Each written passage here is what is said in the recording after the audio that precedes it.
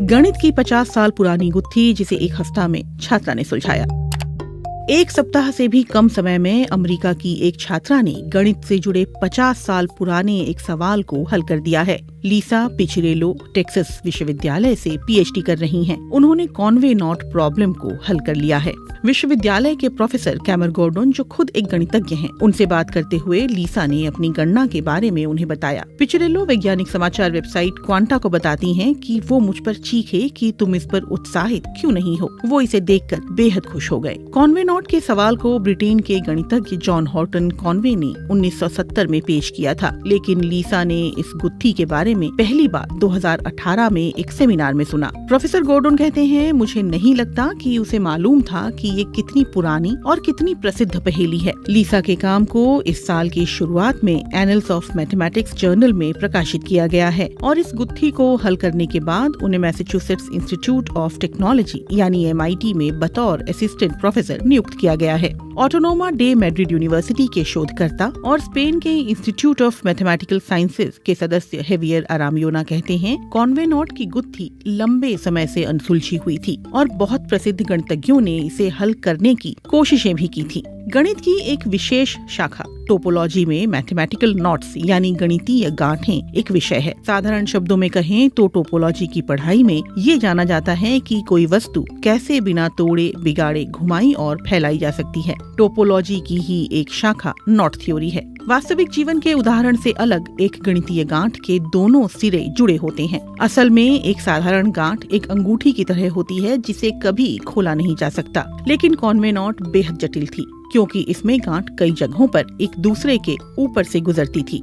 सेविया विश्वविद्यालय के mathematics institute की मेरितानिया सिल्वेरो कहती हैं कि इस विचार के अनुसार एक रस्सी की कल्पना करनी है। नॉट थ्योरी में हम कई तरह की गांठें देखते हैं जो एक रस्सी में बनाई जा सकती है। दूसरे शब्दों में कहें तो हम देखते हैं कि हम कैसे एक रस्सी को घुमा सकते हैं, गांठ लगा सकते हैं, मोड़ सकते हैं, खींच सकते हैं, लेकिन हम इसे काट नहीं सकते। ये एक तरह से वर्जित है। विज्ञान के कई क्षेत्रों में टोपोलॉजी की खास अहमियत है और वैज्ञानिक इसका इस्तेमाल कई तरह से करते हैं। बाजार के व्यवहार से लेकर DNA मॉलिक्यूल के आकार को दिखाने के लिए भी इसका इस्तेमाल होता है। कॉन्वे नॉट गांठ की गुत्थी के पीछे जॉन हॉर्टन कॉन्वे थे, जिनकी अप्रैल में 82 साल की आयु में कोविड-19 से मौत हो गई थी। लिवरपूल में पैदा हुए शिक्षाविद जॉन सफल, प्रभावशाली और करिश्माई गणितज्ञ थे, जिन्होंने कैम्ब्रिज और प्रिंसटन जैसे विश्वविद्यालयों में काम किया था। उनकी जीवनी लिखने वाले शिवोन रॉबर्ट्स के अनुसार वो दुनिया के सबसे प्रिय आत्मकेंद्रित व्यक्ति थे।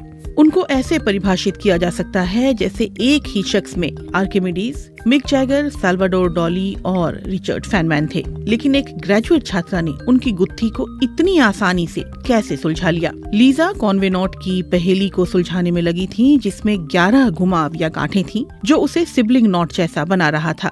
सिबलिंग नॉट के अध्ययन को साबित करना कम जटिल होता है। सिबलिंग नॉट पर काम करते हुए उन्होंने उस अध्ययन में जो पाया, उन्होंने वो कॉन्वे नॉट पर लागू किया। लीसा ने क्वांटा मैगजीन में कहा, मैं इस पर पूरा दिन काम नहीं करती थी क्योंकि मैंने इसे असली गणित जैसा नहीं माना था। मैं इसे अपने होमवर्क की तरह देखती थी, तो मैं घर जाती और तब यह करती थी। लीसा अमेरिका के सबसे पिछड़े प्रांत मैन में पैदा हुई और उन्होंने बॉस्टन कॉलेज में गणित की पढ़ाई की। 2013 में ग्रेजुएशन की पढ़ाई के दौरान उन्होंने आगे की पढ़ाई के लिए नेशनल साइंस फाउंडेशन की ओर से दी जाने वाली आर्थिक सहायता को जीता। बॉस्टन कॉलेज अखबार से लीसा की प्रोफेसर एलिसेंडा क्रिप्सी ने कहा कि जब उन्होंने शुरुआत की थी तब नॉट थ्योरी में उनका कोई अध्ययन नहीं था और न ही लीनियर अलजेब्रा को छोड़कर उनकी गणित की ट्रेनिंग थी। लेकिन एक सप्ताह के अंदर उन्होंने सफलतापूर्वक गणना करनी शुरू कर दी, जिसने कई छात्रों को झटका दे दिया। लीसा का कॉन्वे नॉट को सफलतापूर्वक सुलझाना गणित के क्षेत्र में करियर बनाने में उनकी मदद करेगा, क्योंकि इस क्षेत्र में लैंगिक अंतर आना शुरू हो गया है।